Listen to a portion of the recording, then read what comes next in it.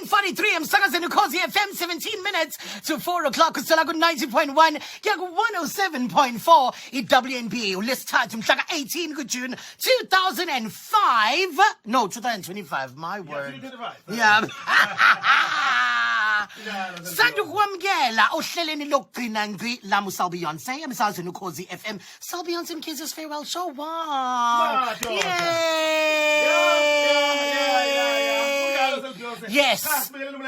Sabona ke emotweni sabona emsebenzini sabona ke eflatini sabona ke emalokishini kuze zonke nje indawo amavulu ukhoze FM lesikhathi siyabekelela sinawe nje kamnandi kuze sishala phana ke ihora lesithupha kusihla sindawonye siphethe ke ingoma zethu zimnandi ngendlela mangasawo siyavalelisa ukukhabazela namhlanje awuphela Oh man awukhabazela iphupha ngathi khona umuntu ozovula silalela ubuphupha laze lalideke kodwa leli phupha kanti asenantombi 17 minutes before 4 o'clock asabe sengoma eyiqala ngaphambi silapha na Beyonce ke sibuye sithi ke bambelela siyajika nengoma embili evuthayo esiphethe namhlanje Oh yes Burna Boy champion boy hey Burna Boy burning yiko ngithi Burna Boy nje champion boy burning all right burning Okay so she champion boy I mean ain't no boy and send champion boy when Oh yeah Oh no Sisla Oh Imali. yes Wow. Oh no Bye, Selby. Thank you.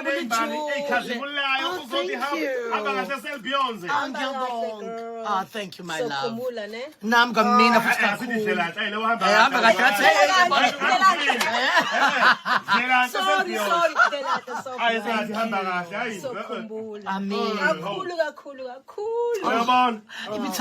I'm like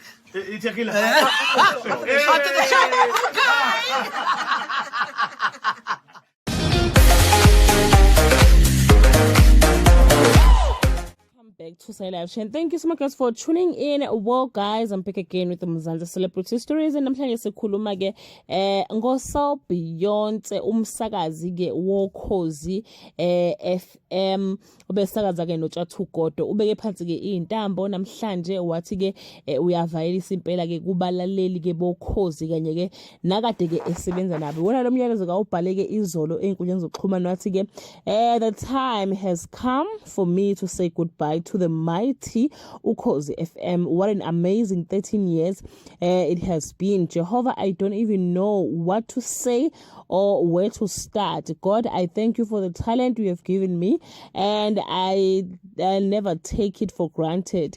Thank you, Lord, for the best job in the world, the opportunities you have granted me, the people I have met and worked with, the lives I have touched. Nkosi ngiyabonga. Wesithi ngifuna ukubonga wena mlaleli for the love you have given me throughout the years. Ungamukela kulomsakazo ngizanje zimhlophe. Oh, what a great time we heard together. Honestly, I don't know what to say. Lapho I always have something to say. Shall we do this kahle on my last show tomorrow and thank everyone who have played a pivotal role in my career. Yeah, so guys, wese ke iyavalisa kanjalo ke uSalbi page lakhe ke la ku Instagram ke izolo. So namhlanje bekuhlelo lakhe ke lokugcina kuKhozi ke FM. Uthe mehamba ke bathi besebenza ke noTshatha futhi ke besebenza ke ngokukhulu ukuzwana nanoku-understandana nje bona bobabili. Mr. Solid darling ubuvela ubona ukuthi hayibo cha Nkosi yami yabona nje uyayazi into ayenzayo bakithi ke uSalbi no baba umsweli ke naye bathi ngicanga ukuthi uzomkhumbula Nkosi mase mbiza mezongena nje uzomuzembese Msweli darling uhambile bakithi kodwa siyabonga ukuthi uyaphila bathi ke uyahamba sokusebenza ke kwiGagasi FM from 3 to 6 from Monday to Friday.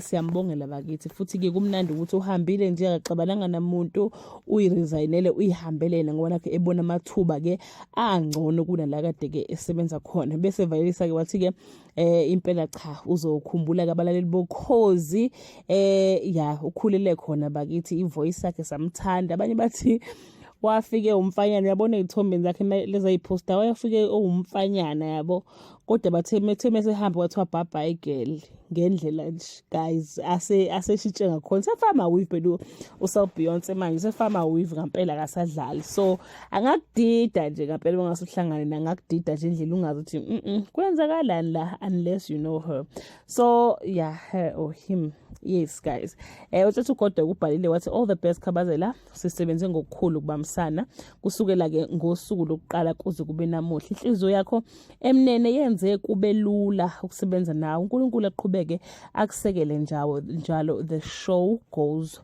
on. Well guys, bamphe nezimbali ke bakithi. Usol Beyonce siyathemba ukuthi inkosi yami kuyigagasi bazomamukela kahle bamthande, but nje uyathandeka kakhulu mayesikhuluma. I love her voice guys.